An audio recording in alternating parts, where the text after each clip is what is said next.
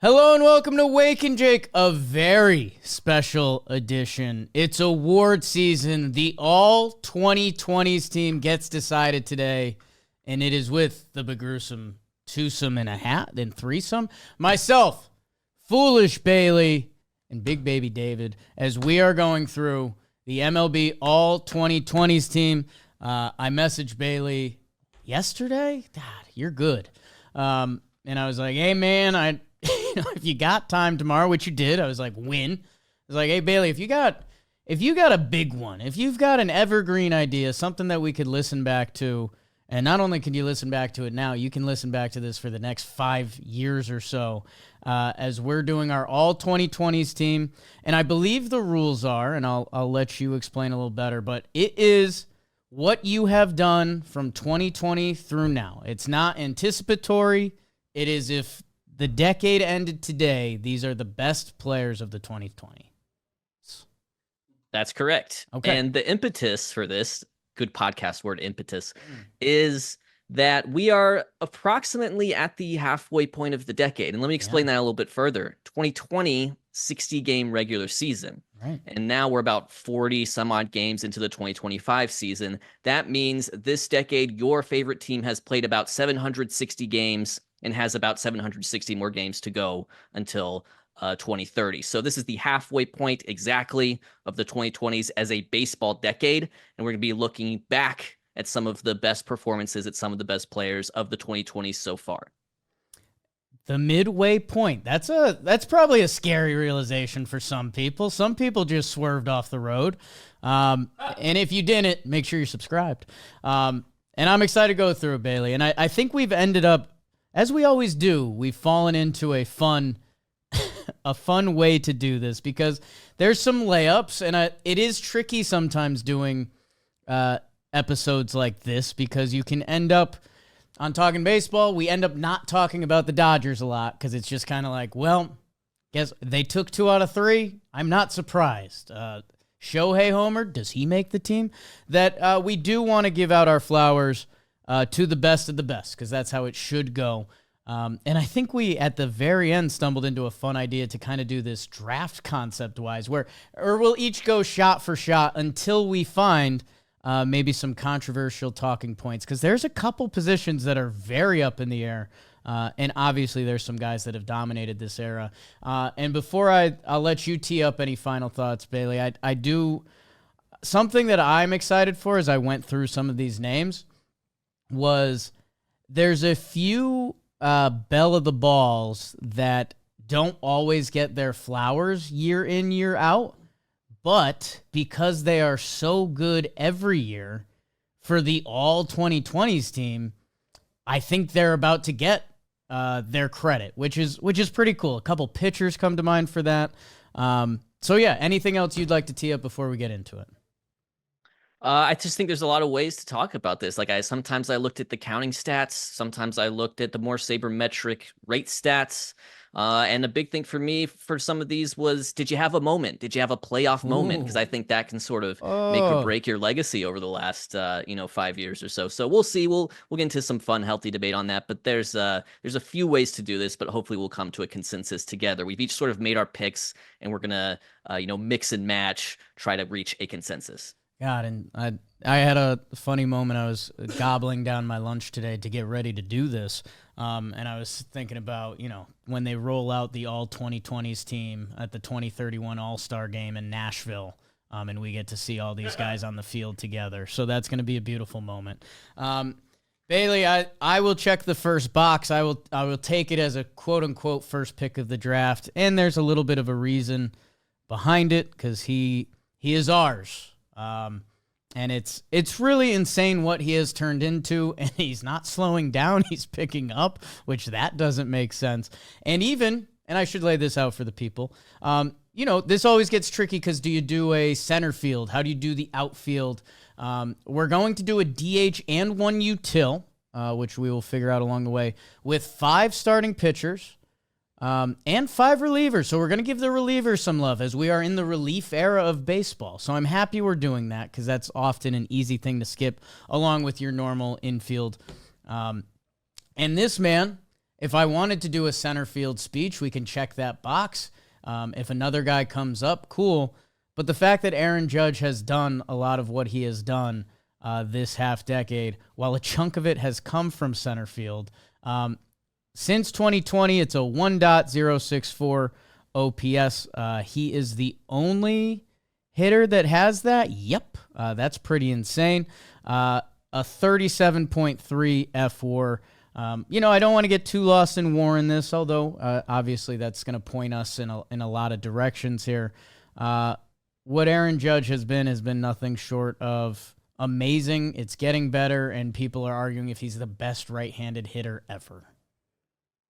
And they're making very valid points in doing so. If you look at it on a rate basis, I mean, you're going back pre-integration to Rogers Hornsby, and that's just a completely different game at that point to find someone comparable.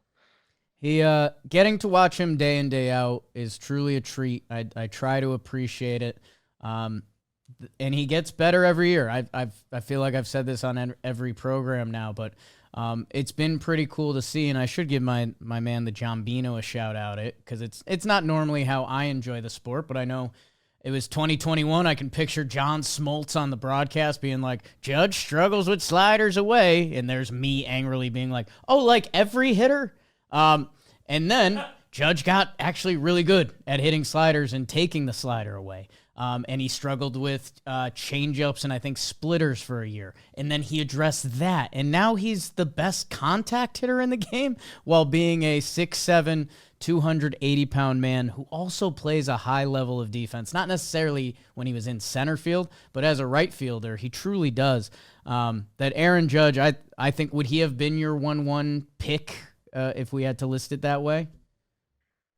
Yeah, he's been the best player, I guess, overall of this decade. So that's guys him and the other guy in Los Angeles, sort of a 1A, 1B. But yeah, I think the only thing is I wouldn't be so sure about the position with Judge. We're going to have him center field, but I think he's got about 1,800 innings in center field within this decade, which is something, but it's not a lot. Some of these guys have, 3,000, 4,000 innings at that position. Yeah, maybe he scooches. Let's see.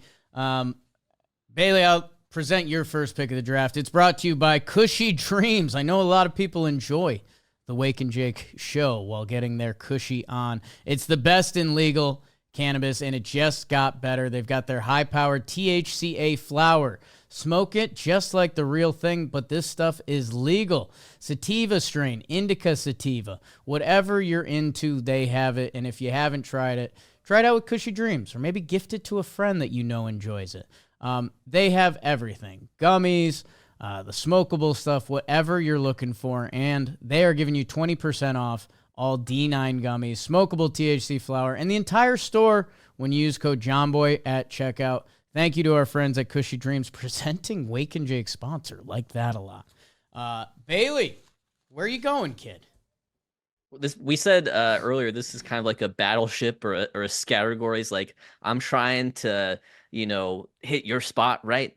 And I think your first baseman is Freddie Freeman. It's tough to argue against it. It's the only thing I'll say before letting you run with Frederick is, we originally were debating if this should be like anticipating the 2020 team, including the next 5 years, which Freddie gets a little interesting there. Although maybe it just doesn't, but he has been the best first baseman. He has been the best first baseman, MVP winner in 2020. That was the shortened season. That was with the Braves. World Series winner in 2021 and World Series winner and World Series MVP in 2024. His slash line this decade, 315 average, 404 on base, 534 slug. I like that 3-4-5. There's nothing that looks better to me in baseball than a 3-4-5 slash line. Freddie Freeman has done that for the last decade. Yeah, and I think there was a funny, just talking Dodgers in this preseason, it was kind of like, I guess the story became what could get the Dodgers? And obviously injuries, and we've seen that with the pitching, or a 5-game playoff set against one of these National League powers. Obviously anything can happen. And then there was just a moment of trying to think of anything else. And it was kind of like, what if Freddie is now 35, he turns 36 in September. What if like his last year numbers did trend down a little bit, and it's okay, 34, 35. Freddie Freeman, I don't know if the people know this, 366, 431, a 1.145 this season. What? And they just put out an article like, yeah, the ankle's still bad. And they're saying the ankle, he's got to stretch it out for, an hour or two every game. And the trick that he's figured out is if you jog the bases instead of having to run them, you don't have to go as hard on that ankle. So he just hits a bunch of home runs now. Yeah, instead of the doubles, I'll leave the yard. Take one step out of it. And yeah, our condolences. I guess, I don't know if, maybe one of these guys can sneak into the outfield first base, but a couple guys who I guess do not have the opportunity. Pete Alonso, Matt Olson, Vladdy Jr., who will be interesting for the All-2020s team one day, maybe. Paulie Goldschmidt, how do you like that? And then I guess I will tease it for the people. I'm interested to see what happens with Bryce Harper the rest of the way on this, because he is now a first baseman, but he was an outfield. So is he outfield? Is he util? You have to stay tuned to find out. That's how you do it, Bailey. That's how I've become, top 40 in the biz at this of baseball YouTube creators that are Jimmy's friends. Okay. With that off the board, I'm trying to think of what should be the least controversial. You know what I'm going to do? I'm going to take a little bit of an odd hop, which isn't a phrase I use. But I'm not going to do relievers because that's just sicko stuff. But a starting pitcher that I think is the clear numero uno, who's a guy that never gets the numero uno, and this is what I was preferencing before of just kind of always the bridesmaid, never the bride. Zack Wheeler is incredible. Zack Wheeler leads in quality starts. I know wins, not everyone's favorite, but still a good stat. A 2.94 ERA, 142 games started. A true horse of this game. He does lead in F4, which I said I wasn't going to keep leaning on. Bailey, I'll be interested to see as we go. I think maybe there's one starting pitcher that you can argue would be higher, but I think Zack Wheeler would end up being the consensus number one pitcher of the decade. I think that's correct. And, his decade starts with that contract with the Phillies, going from the Mets to the Phillies. And I think we'll look back. I think it was 5/125. He's gotten the extension off that now to bypass what would have been his free agency. But I think we'll look back at that contract as one of the best contracts, period, given out to someone in the modern game, what he's delivered for them. It's not just the regular season, too. By the way, he's finished 12th second, 6th second in terms of Cy Young year by year. He also has a 2.18 ERA in 11 postseason starts. So this is a guy who has not won the Cy Young Award and yet is, to me, the best pitcher of the 2020s so far. Yeah, and I don't know how many old heads or young old heads if I'm a YouTube old head of baseball. But it was fun. Like that Mets team he came up with. I still remember him getting his first start, Smyrna, Georgia. But coming up as a Met, going against the Braves, and then he's injured. And it's just funny that, his free agent year, it's a 3.96 ERA. And I just remember people were like, I don't know, man. He's got a little bit of the injury bug, and I don't know, overall, is he even that guy?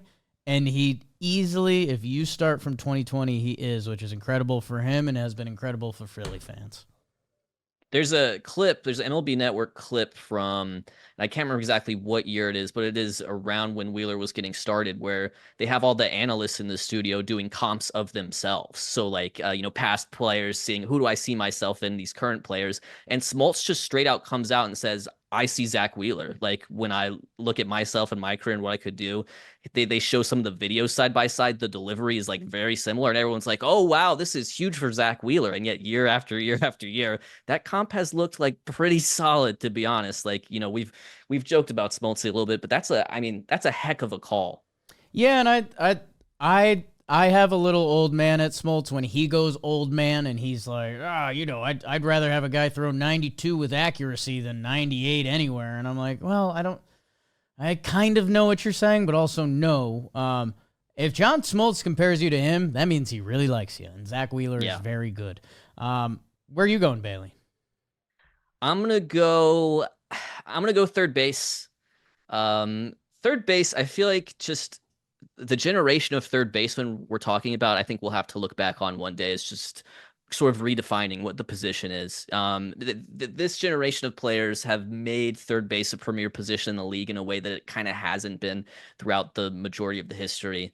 My representative pick is going to be Jose Ramirez.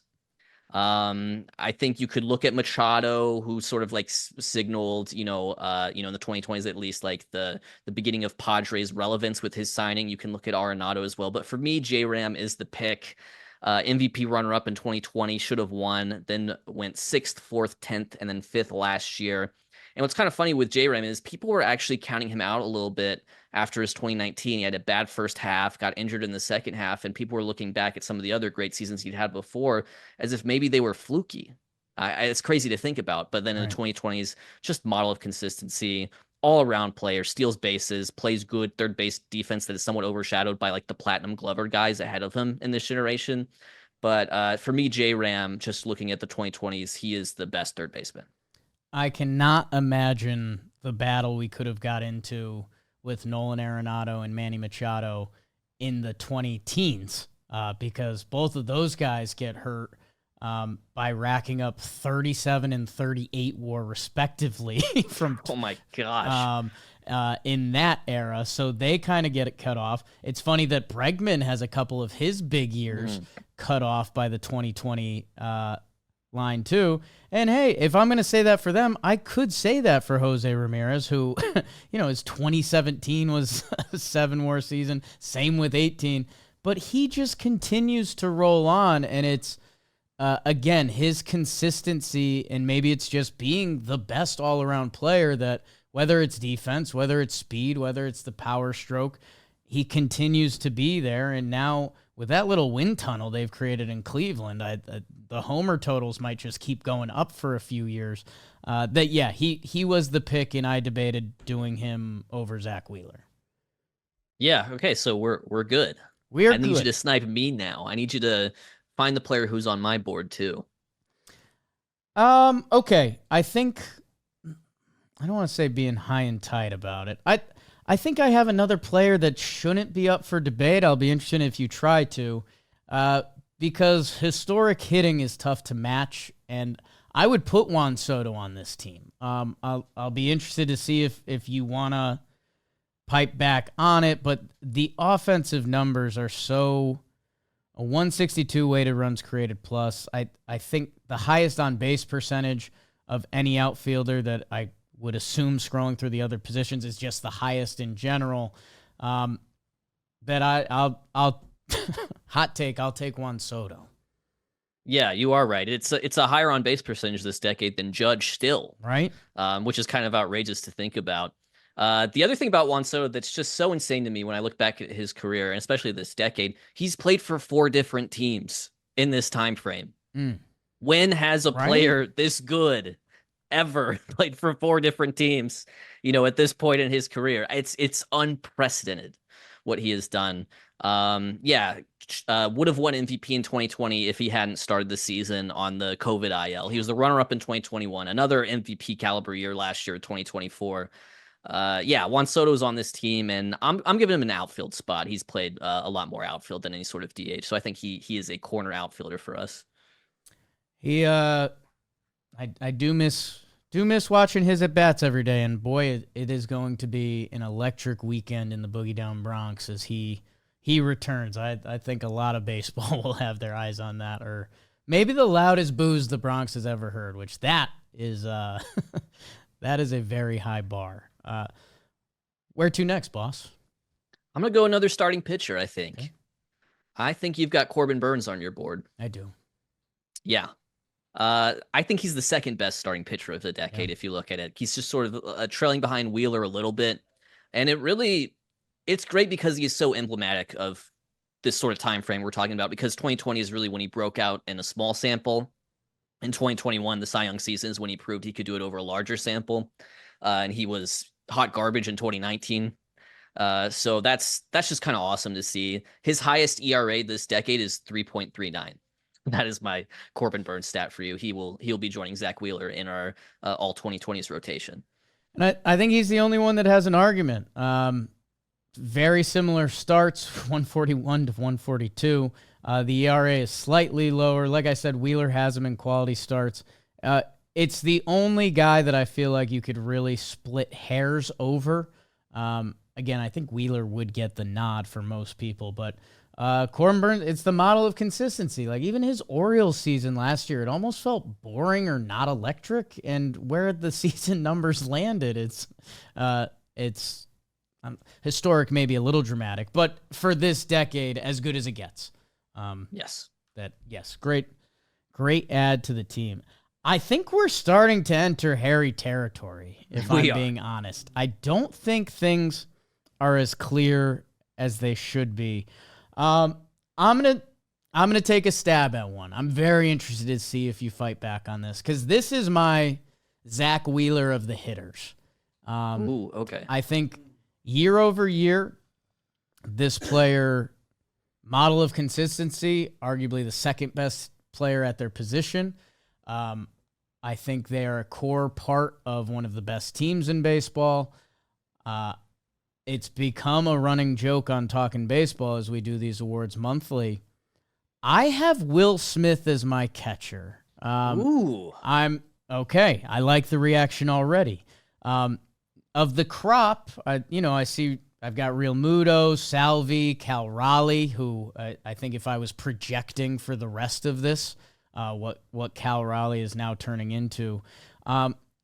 Will Smith, man, the highest OPS, kind of the highest in almost every hitting category, while being a quality defensive catcher. I don't know. I was interested to see where Real Muto's numbers landed in this time period. Big Salvi, I mean, he always has an argument in a way. So I guess, was Will Smith your guy? And I guess if not, what should I be reconsidering? He's not my guy, Jake. Okay. And it's tough. I think my guy's Real Muto. Okay. Let's hear it. And that's tough because he's been kind of since about 2023. But I do think 2022 is one of the great all-around catcher seasons of this era that we're talking about. I think to borrow a TikTok teen word, I think he has more aura than Will Smith. Wow. And it's tough because we're cutting off some good seasons from him in like 18 and 19 as you start to make sort of that transition from Miami to Philly. But at the same time, I just feel like, I feel like we definitely entered this decade feeling like he's the best catcher in ball, right? Yes. We're not necessarily, in 2025 feeling that way, but I feel like there was a moment in this time frame where JT Realmuto was the consensus best catcher in baseball, and I'm not sure if that ever happened for Will Smith at any point. Right. It's the Will Smith conundrum, and that's Again, I tried to tee that up in a nice way of almost the Zack Wheeler argument of things.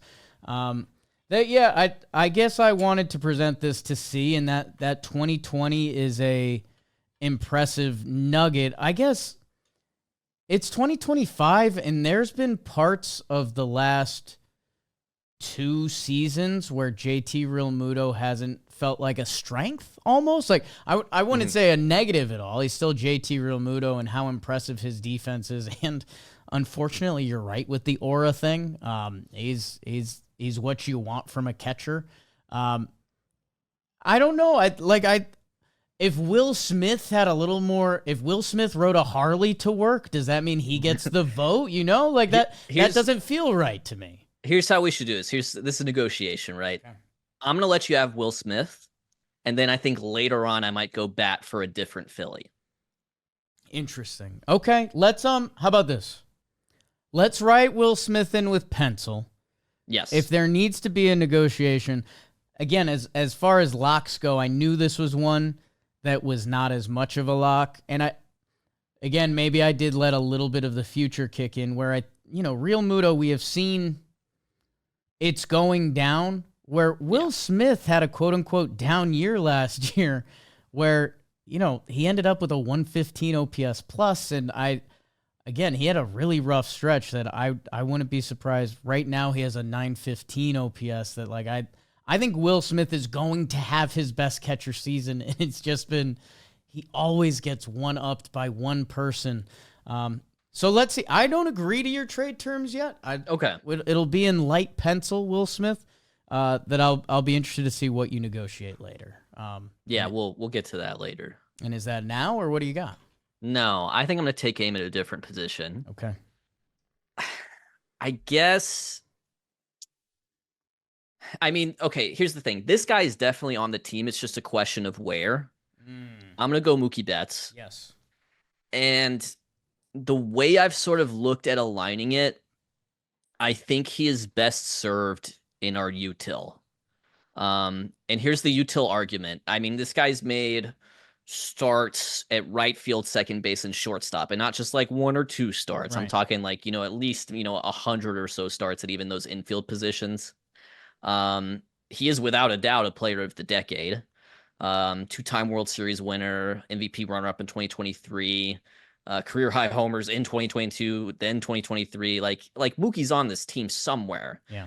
But the argument I would make is that util is where he is best served. Yes. It's very interesting because it would be pretty easy and nice just to throw him at outfield. How, some people, that's how they learned and got familiar with Mookie Betts. He now is an infielder, and he is he good? I think shortstop, he's grading out well this year, which, again, 32 years old. And the Dodgers, I guess util in my head is almost still a knock. Like, we still jump to a Zobrist type, where Mookie Betts, if that wasn't a question, I probably would have said him before Soto, just because you don't have to do, any comma. There's no comma with Mookie Betts. He's Mookie Betts. He's generational.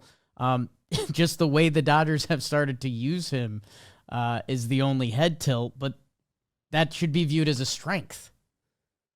Right. I think we're trying to build the best team possible here. I think getting Mookie in that util spot gives us flexibility elsewhere that we can use to build out this roster. Is he going to have an argument to be on the All-20 and the All-2020s team like that? Oh, absolutely. I think that might be a fun exercise. Who are the 2-decade All-Team guys? There is another guy too that we could look at later. I think fits that bill. How far off was Freddie? Mookie's on the team. Yes, util. I think that makes sense. I'll be interested to see if there's any controversy over that. Speaking of controversy, again, a lot of these other positions are tight that I don't know. I'm going to go to the shortstop position. I have zero confidence. So maybe that's a bad thing. That's a lie. I have confidence. And it's not my guy Dansby, who I defend his glove a lot because normally people are like, well, it should. His arm strength. I don't care. I don't care. It doesn't affect him. But the offense, there's just been times where it doesn't go with these other guys. I wish it was Corey Seager for me, and I wonder if you'll punch back on that. But if I look at games, he's got a 566 in the games column, where I'm seeing Dansby with a 721. So that's, that's a tough one for me. I hope that changes. It basically comes down to two guys, Francisco Lindor and Trey Turner. The offensive numbers, Trey has an edge. 835 OPS to a 797. He has him in stolen bases, 129 to 98. Lindor does have the home runs, which I don't know if that does surprise people. A lot of that's off of last year. My gut pick, because again, a lot of these numbers are very close. WAR is too close to use it as a stat, in my opinion. I'm going Lindor. And I don't know if I'm a sucker for switch hitting. I don't know if it's going back to shortstop, how much I do value defense, that has always been there, and Trey has some questions around that I guess that's what I'm resting on. And maybe it's the fact that Lindor's peaking, which again also doesn't make sense, that I went Lindor, and I see you nodding, which makes me happy. I agree. I think it's Lindor. It is interesting. If you really bear it out statistically, like, yes, Turner has him beat on offense, and he has him beat, we know, with like the base stealing element of his game as well, although Lindor certainly steals quite a few bases as well. Lindor, who joined the Mets after the 2020 season, fifth in F-WAR among hitters this decade, and we're not everything but like fifth, Right. like that's pretty darn good. Right. The other thing I feel is that, since 2020, I feel like Lindor has sort of emerged as like the maybe the king of his generation of shortstops, right? Like, has he, in terms of how we'll look back at baseball history, has he put himself ahead of Correa a little bit, or ahead of Seager a little bit, or ahead of Turner a little bit, or ahead of even, like Story, right? So, like, I feel like, this has kind of been a really defining last 5 years or so for Lindor. And and I do think the glove sort of outweighs the slight advantages Turner has on the base paths and with the bat. Yeah, and I think last year was so massive for Lindor. It's pretty. Go look back at those Cleveland numbers. I know time in life happens, but 38 homers in 2018. That's not a juicy ball season. That's wild. But we have a way with baseball, especially if you start approaching 30 and the numbers haven't been what they once were. The knob rarely turns back up. Last year it turned back up. MVP 2. And he's picked up where he's left off. He's leading the National League in hits right now. And you're right. I think, again, a la Will Smith a little bit and Wheeler, there wasn't a lot of years, I guess you'd have to go back to 2018 or so, that he was like the number one shortstop, that you're like, boom, give me Lindor, no questions asked. And now he's kind of returned to that with all of that together, an incredible career, and he kind of has become a generational shortstop. Yeah, I think that's a good way of putting it. I will say, shout out Corey Seager, 2-time World Series MVP. That feels like awful to leave off in any sort of capacity. Dude, if you could lock that guy in for 125 games a year, it almost would be no contest. I agree. I completely agree. Very, very interested to see his next steps, because if he stays healthy, he will be remembered as one of the best baseball players ever. Yes. And we've done this before, that he doesn't get that. An 887 OPS out of Seager since 2020. Insanity. Bailey, let's get into the second half of this bad boy, and it's brought to you by DraftKings. Baseball is a marathon, not a sprint. That's what we've been trying to tell you guys. That's what this whole decade is about. And right now, DraftKings is offering all new customers $200 in bonus bets instantly. And wow, after you just bet $5 with code JMSports. If you like the thrill of live betting, DraftKings, they got it. Whatever you're doing. I've been getting into betting pitch speed recently. Slippery slope. Be careful. That's what I'll tell people. But basically, that's another way of saying if there's something you think you want to get in on, DraftKings has it. So download the DraftKings Sportsbook app, code JMSports. Bet just $5 on any wager, and you get $200 in bonus bets instantly. JM Sports only at DraftKings Sportsbook. The crown is yours. All right, Barnum and Bailey. I'm glad you took that as a winner. The board is getting trickier and trickery Yes. with each one. I'm gonna. Okay, tell me what you think I should go. Should I go starting pitcher or should I go second base? If I'm being honest, I think starting pitcher right now is a little soft. Okay, I agree. Yeah. I think it's soft. I don't run away from the challenge. Yeah. That's what they always say about me, dude. Into the fight. Yes. I was gonna go for Yankees fans' favorite at starting pitcher, and I'm gonna go for public enemy number one. My second baseman of the decade is Jose Altuve.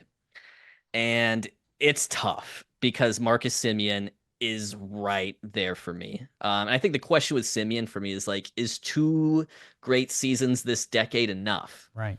He did have the single season second base home run record in 2021. Like, that means something to me. Salvi did the same at the catcher position. Like, that's pretty cool. But I still think it's Altuve. And Altuve is the guy who I feel like would maybe also be on the 2010s version of this list. Right? But I did go back and look at it. Robinson Cano turns out pretty good that decade as well. True. So I'm gonna go Altuve. I'm very curious to see where you ended up on this. So these are the two. Ketel Marte, wish there was a little more, just a little more there. It's a little short. Brandon Lau listed. He feels like a guy that when we're 55 will tell people he was really good. But it's Semien and Altuve. Bailey, we don't do a lot of counting stats, right? Like that. I feel like counting stats aren't sexy anymore, but when you're talking careers or decades, they need to be a little sexier. Marcus Semien has him in every counting stat, and these are two guys that the games played and the played a lot is very similar, but Semien has him in hits, in doubles, in triples, in home runs, in runs by over 100 RBI. Walks he has Altuve. Where Altuve starts fighting back are the batting average, the on-base percentage, the slugging, which obviously means the OPS. Semien, I can also point to defense. My gut was telling me Altuve. Being an art of the deal man as I am, this is where I could push back and I could say Semien is to Real Muto. But I didn't think the counting numbers are where they were. Does any of that matter to you or no? I think the counting numbers do matter for sure. I definitely looked at them because that's sort of analogous to volume, right? That's analogous to total production, you know? So no, I do think that matters. And I think it also matters that Semien has, you know, one of the better gloves we've seen at that position, and Altuve, at least in the 2020s, hasn't, you know? God, it's the other thing that is getting to me right now. Both of these guys with negative 0.4 B WAR this year. So how do you like that? God, Semien, that Toronto 21 season is so very impressive. That Texas 23 season is so very impressive. It's just tough for me that 2020, which should count, it's 53 games. 22, 24, they're impressive seasons, but they're also not. Like when you're putting together an all-decade team, I should put it in that scope because someone could pipe back and say 2022 Semien racked up almost 6 WAR. But that's with a 248 batting average, a 304 on base, a 733 OPS. So I know defense matters here. I guess if we were putting together a lineup and you get this player from 2020 to 2025, there is an argument for Altuve to be in the top half of the lineup just on feel and statistics and everything. Semien, we'd almost be locking in our 9-hitter. So unbiasedly, I was going to use Altuve, or I was picking Altuve. I almost want to. If this wasn't real life, I would use this as a negotiating chip to lock in Will Smith, but I don't know if I can fully cash that in on this. I feel like I've started to be swayed towards Semien. Okay. That's the issue at hand here. Yeah. Okay, go. I feel like I'm convinced. I feel like the glove matters. If the glove mattered with Lindor versus Turner, shouldn't it matter versus Semien and Altuve, right? Interesting. Yeah, I hate that we're not including Semien's 2019 in this because I think that would maybe make it a little bit easier because that's another, that's another Greg Amsinger end of the year Zoom call season for him. But yeah, and I mean even the 22 and 24, it is a lot of WAR. It's still an average-ish bat. It's still homers. It's still counting stats. Like we didn't go Seager, let's go Semien. Like I said, the stats blew me away a little bit. I'm now going to be slightly fearful of the comments. Altuve literally got moved off second. Yeah. And not because of competition. Just his team was like, you can't really be doing this anymore. It's hurting the team. Yes, I mean, that should matter, right? This is a position that you feel defensively if it's not right, whether it's turning double plays or important ground balls, he says. Shut up, Jake.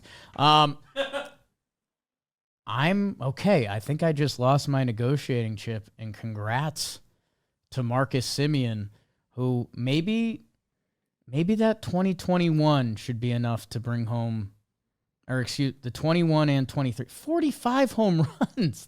Yes. I mean, that's a silly 2 top 3 MVP, as you mentioned, the Amsinger call. Where Altuve, I mean, what's his best year in this time frame? It would be the MVP 5 in 2022. Semien has a lot more arguments that I would have thought, and I think he just took it home. So congrats.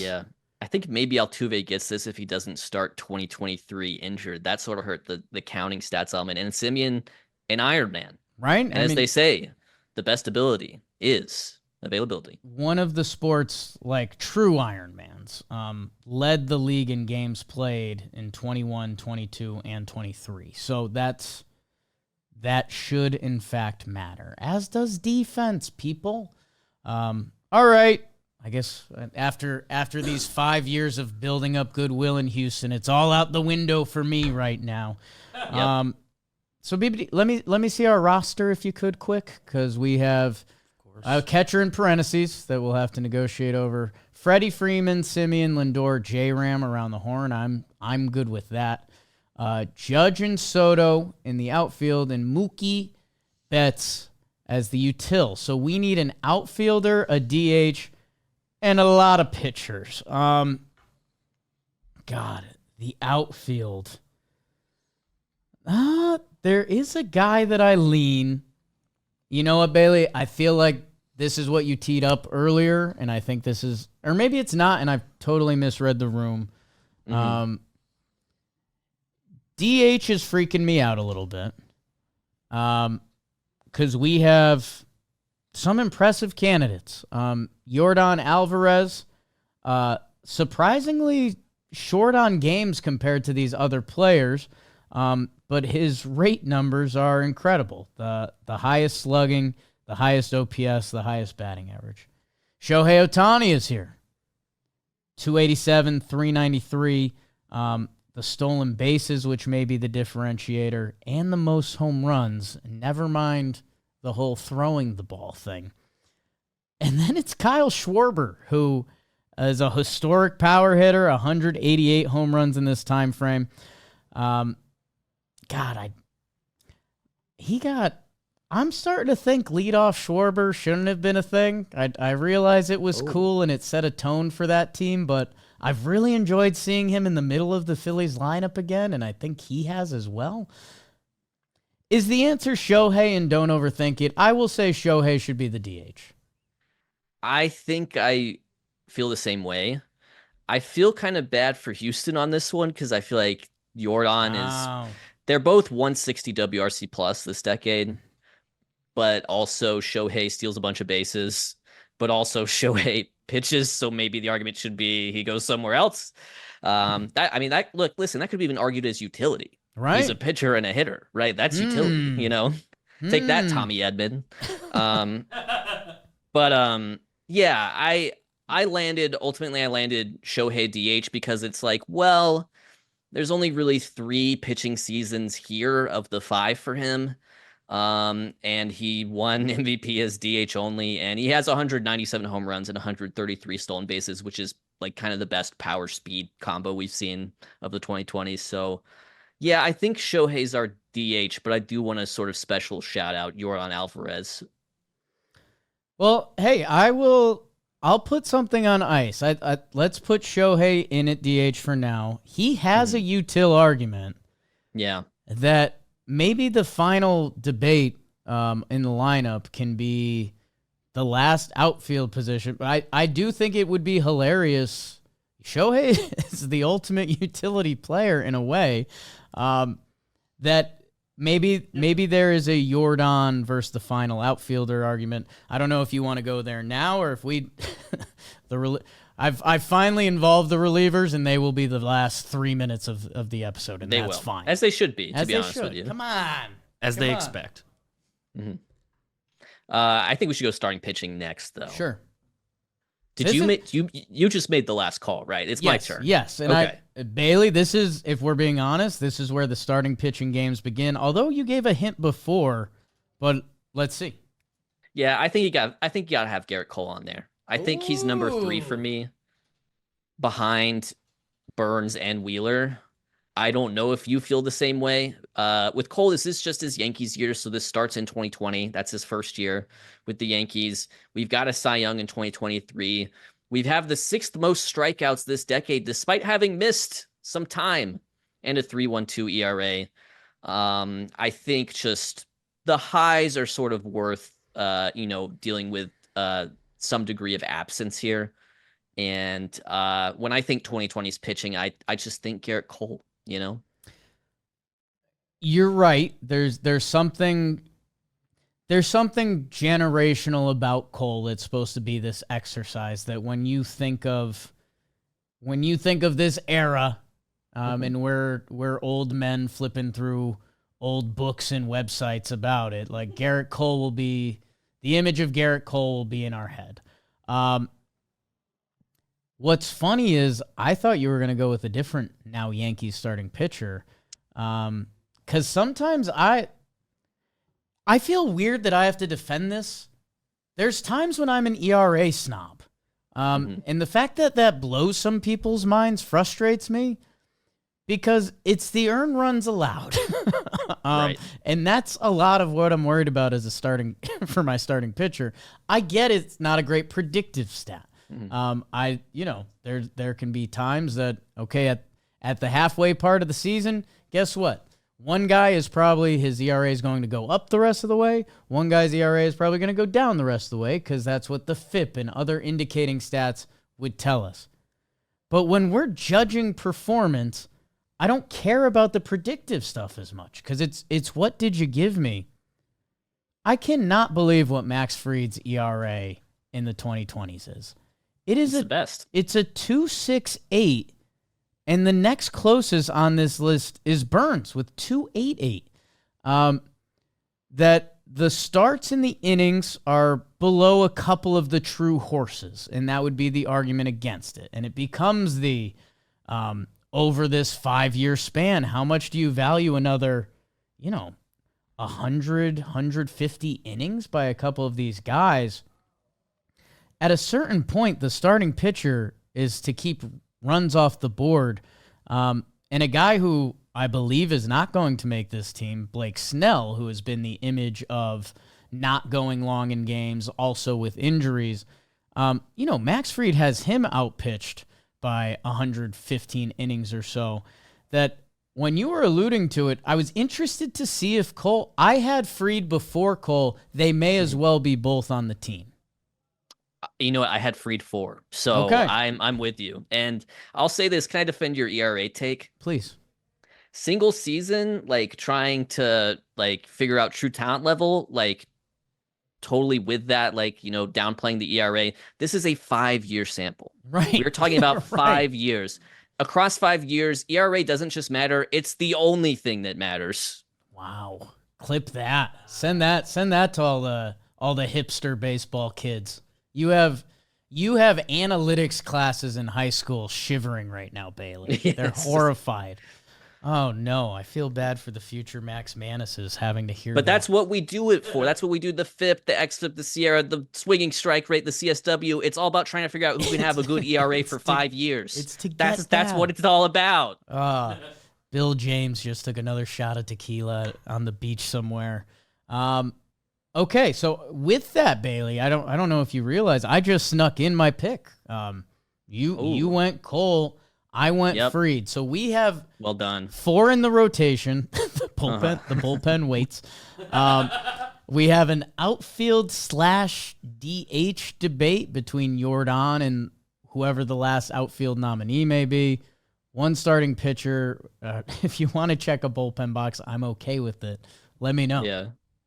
Let's check some bullpen boxes, actually. Let's do it. Let's do it. Woo! You know what? We already got the ad reads. All right? We're good. They're good. We got you through 2. We're good. Let's just knock them out real quick. I have Emmanuel Clase. It turns into the ERA argument. He has the best one, along with the most innings and the most WAR. And yes, Clase is on this team. It's so awesome that he started 2020 with a PED suspension. The beginning of this window is just what was Cleveland thinking trading Corey Kluber for this guy? You know, Yeah. That's how this started, and this ends with him having a 1.81 ERA and probably the best reliever season we've seen in more than 5 years, and leads and saves across this time window. So Clase is on there. I think Josh Hader's on there too. Yeah. From Milwaukee to San Diego to Houston, second in saves, first in strikeouts, 3-time All-Star. This is among relievers. If we were doing clickbait reliever content, which is the future, that's our whole growth strategy at this company. Oh, nice. I would have picked Hader over Clase. I think there's just what Hader is and represents. Aura, as you mentioned earlier. I'd take him over Clase if I'm one game, one out.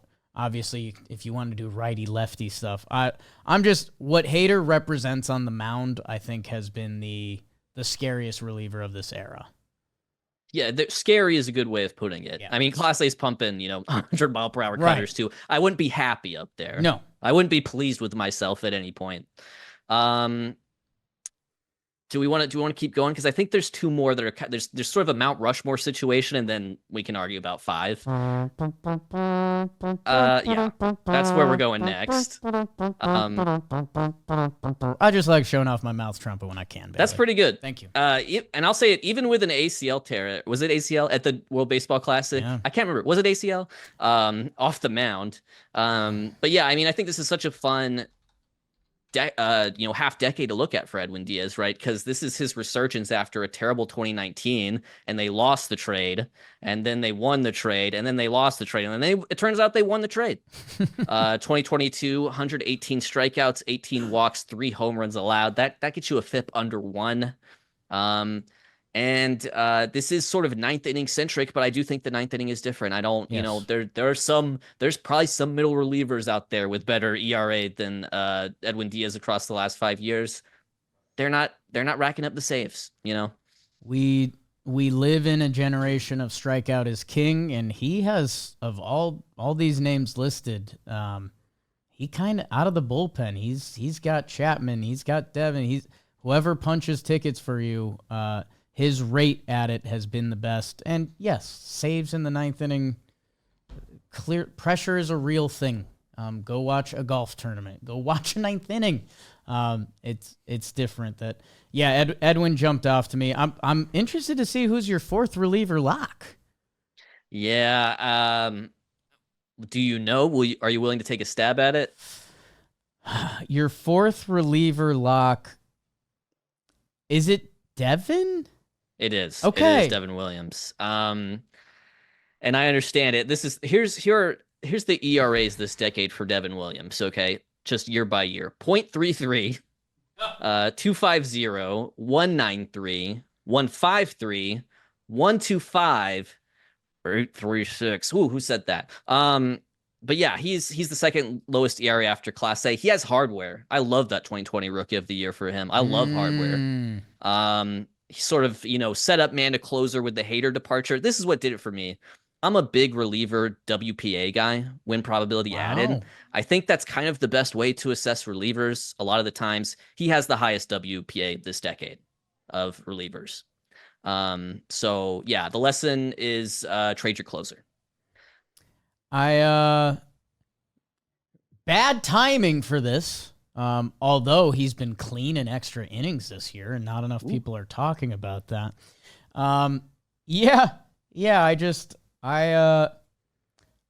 Sadly, I'd rather move on. Because the conversation would put me in a bad spot, and our socials team would start licking their fingers. But the stats say yes. There's a reason I guessed him. It's trying to not be a victim of the moment. Okay, round it off, babe. I guess. I mean, Kenley's saves jump off the sheet for me. Reisel, I'm a sucker for the save at the end of the day. Those are the two that stand out to me. Does Ryan Pressly need more respect? I guess, where do you look? I'm going Ryan Pressly, and I'm going to try to convince you. Please. What are we missing here? What is it that people care about at the end of the day when it comes to closers? They care about the playoffs. Someone off the Twins trash heap. Someone off the Twins trash heap with really high spin rate before anyone else figured out that works. That's good. Yeah, I think and it was a big conversation last year with Clase having the playoffs he had after the regular season. He had, Devin Williams, of course, had the Pete Alonso moment too, where it's like we have some of these great, closers in the game right now, and it's only sort of exacerbating the fact that Mariano Rivera is the GOAT at this position because he was so dominant in the regular season and the postseason. And I think we need postseason performance, and I think particularly at this position, and I think Pressly gives us that. He has 14 saves in the postseason this decade. The next best has 6. So he has more than twice as many saves as anyone in the playoffs this decade. His postseason ERA is 1.56 in 32 games. I think he had probably the most important relief outing. World Series Game 5 versus the Phillies in Citizens Bank Park. Series is tied 2-2. The Astros lead by 1. He comes in with runners on the corners, 1 out, gets the strikeout on Marsh, gets out of the inning ultimately, then collects the save in the 9th. Like I know maybe the regular season numbers wouldn't bear it out. I think Jordan Romano has a great shout too. But in terms of just we need playoff grit, and we don't quite have it with these 4. In terms of just having that experience, that volume, that proven track record, and I think Pressly gives it to us. Yeah, I was on the hunt for more Kenley ammo because I love Ken. I'll be honest, I love it. Sometimes that's how awards get given out in this world. Congrats to Harold Baines. Kenley, the stats are there. Even if you start from 2020, I think there's I believe it was 16 innings pitched. Again, the ERA is pretty good. I think it was a 2. Pressly clears, like you mentioned. 34.2 postseason innings. And the fact that you went to 1 reliever outing, I mean, I'm just impressed by that. Pressly has an argument. He, if you are a WAR person, he has racked up more WAR than a lot of these people. Reisel does get him there. I like it. I like it. I mean, being a reliever and pitching in the big moments is what it's supposed to be built on. And God, his postseason stats, and this part actually doesn't matter, and I joked about it before, but from where he was to what he turned into, good for Ryan Pressly. And hey, maybe we get some Houston points back there. That's good. I just realized that we needed that. All right, this is great. Our bullpen has been rounded out. Clase, Hader, Diaz, Pressly, and Devin Williams. We need 1 starting pitcher, and we need 1 more person in our lineup. I think going for the starting pitcher is a little easier. And man, we have a real battle here. I have my vote. Again, this could get ugly, so I hope it doesn't. I will cast my first ballot for Logan Webb. I think that is so. I have like 5 people listed that I think could be the 5. And I think that kind of makes the most sense. I would, if it were me, I would still probably go to bat for Sandy, as crazy as that sounds. Just because he had the best single season, of this group. And I almost think him getting TJ after that is sort of emblematic of what this means for starting pitching, but also Logan Webb different, right? Like consistent volume king as well. He's 3rd in starts, 5th in innings pitched. His highest ERA in the season is 3.47. He has Cy Young votes in 3 of these seasons. So I think just in terms of the ebbs and the flows here, like if you went with me on Pressly, I'm completely willing to go with you on Logan Webb. I feel like that's a acceptable answer. And I think there's something symbolic as with him as the 5th starter on the all-decade team. Like, here's Logan Webb. Go out, throw 7 innings, 1 earned run. All right, kid. Sandy's too flashy for the 5th spot. Like, let him work his way back into the 3rd spot on the All-20s team. Logan Webb, I guess the other guys that deserve hat tip at this point, Kevin Gossman. Yeah. I was surprised by how he ranked in some of the stats. Framber has himself an argument that I think you could mix in some postseason too. Nola has the innings. It's just tough. There's that ERA is 3.95. I mean, that's when you're putting together the all-decade team. Logan Webb sitting at the 3.29 with the innings that compete with Nola. I think it's the right pick. Bieber with injuries, Skubal without the full circuit. I like it. I think it makes sense. Yeah, we go Webb here. I think that's the call. Well, Bailey. Yep. There's one last spot. There is. It's time for me to, if possible, cash in my chip. Okay. I alluded to it earlier. I said I want a different Philly later. It's very hard for me, but I want Bryce Harper in the outfield. Okay. I want him our final corner outfielder.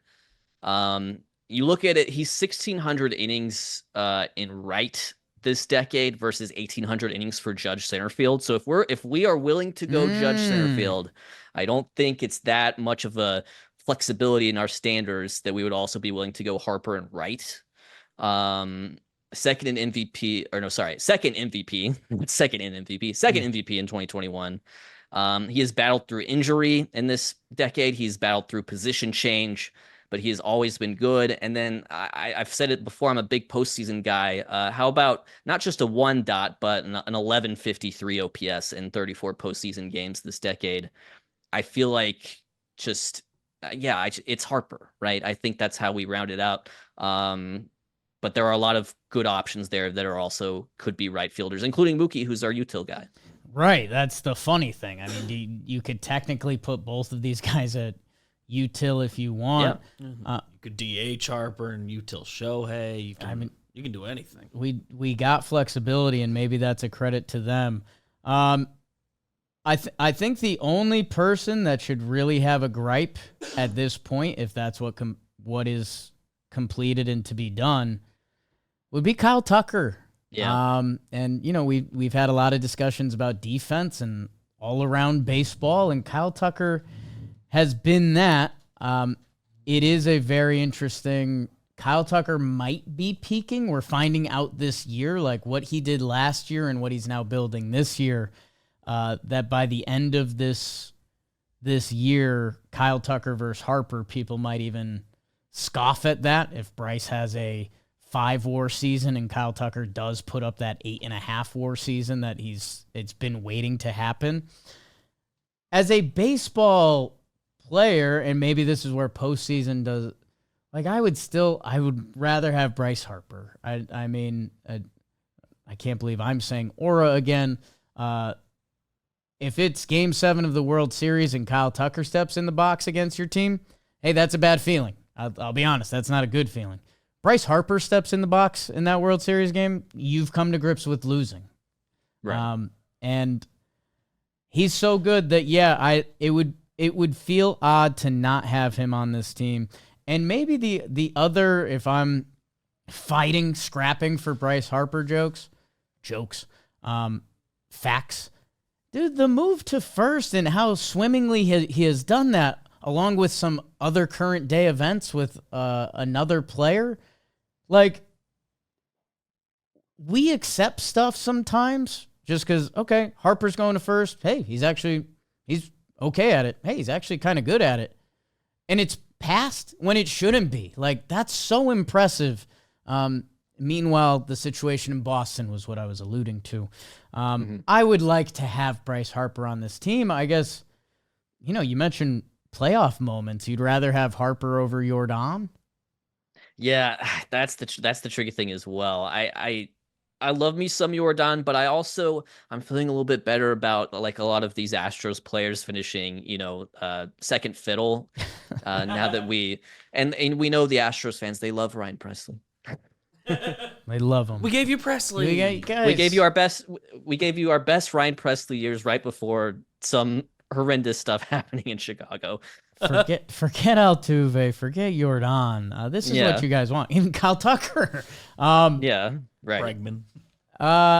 I guess if I'm trying to be true to a graphic, and I'll leave this up to you two, do you put Harper at util and put Mookie in the outfield? Because I think if I was a manager, that's what I would do. But does that get us yelled at more? Yeah, I don't know. Is first base, corner, outfield a utility player? Or is that just where we're hiding a bat? Because I feel like that's where it ends up for a lot of players. They always get here. Shout out to Adam Lind. Yeah, I think we can leave it. I think we'll let the comments get mad. I think everybody would have their gripe with wherever we put guys. Mookie in the outfield, Harper DH, Ohtani util might make the most sense. I think I've liked where it's landed. So are you okay with Will Smith? How you get one last push, Bailey? No, I'm with you. Will Smith, it was negotiated. We worked it out as a team. I think he deserves it.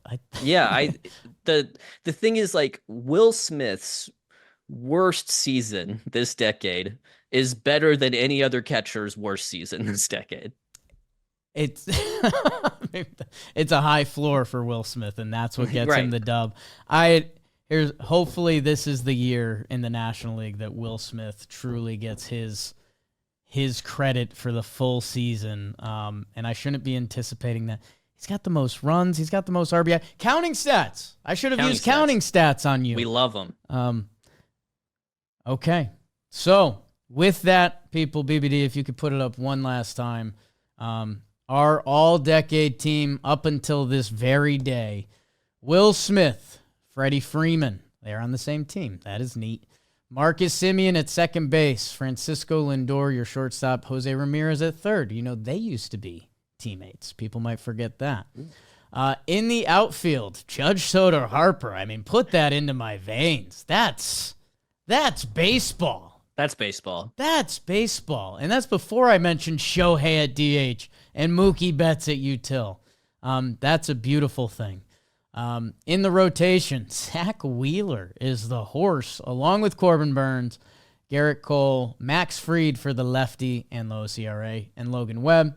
And in the bullpen, Emmanuel Clase, Josh Hader, Edwin Diaz, Devin Williams, Ryan Presley, a couple guys that got to pick it up just a little bit. Who should be our most insulted players? Jordan for sure. Yep. Because there's ways you can construct this that make Jordan kind of an obvious pick. Yeah. Is it who's your most insulted player? God, I think, do we let WAR get in the way of Alonso just a little bit too much? I'm with you on that. Like 182 homers, but then I could say that with Matt Olson, who's got 177 and the WAR. So I guess that's always interesting. Like you said, third base, I know a lot of these guys have slowed down, but I used to call it the golden era because I think all of those guys are amazing baseball players. Like, was Austin Riley even mentioned? And I think he's incredible. So, no, I think we're good. It is funny putting down the decade on a sheet and seeing guys like Brandon Nimmo deserve more love just in everyday life for who he is as a baseball player. And yeah, no, I think we did pretty good. Although the comments will tell us something very different to that. Yes. And we did the whole Trey Turner thing. I think a Bizarro World episode of Jake and Wake could have had, well, it's Trey Turner. Why did he use up all his ammo as Captain America? Because he's a good American. That's right, Bailey. And that's what matters. You're out, Lindor. No, we don't do that. Bailey, thank you so much. I think this is beautiful baseball content for the people. They come here for that, and for you, So thank you. What do we got coming up? And you're coming up here soon, right? I am. Holy smokes. I'll be there, a week and a half. Wow. So that's crazy to think about. That'll be some recorded content that'll come out probably a month later, but that'll be exciting too. So, Foolish, thank you so much. We appreciate it. We will see you probably the end of this month, something like that. And your Braves will be back in second place by then. We're 500 without Strider and Acuna, like we said. Right? This is what we wanted. This was the plan. Although I think the Phillies and the Mets still have better baseball to play. I think the NL East will have a resurgence. Enough of this NL West stuff. I'm over it. East Coast forever. All right, I'm just rambling. Thank you, everyone. Subscribe. We'll talk to you soon.